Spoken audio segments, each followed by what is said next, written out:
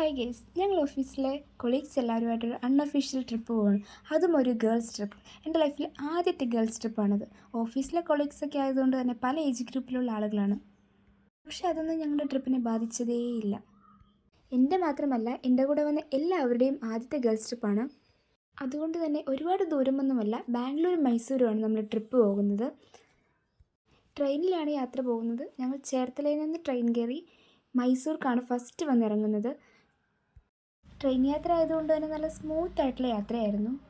ഞങ്ങൾ വെള്ളിയാഴ്ച വൈകിട്ട് 7:40 ട്രെയിനാണ് കയറിയത്. പിറ്റേ ദിവസം രാവിലെ 11 മണിയോടുകൂടി മൈസൂർ റെയിൽവേ സ്റ്റേഷനിലെത്തി.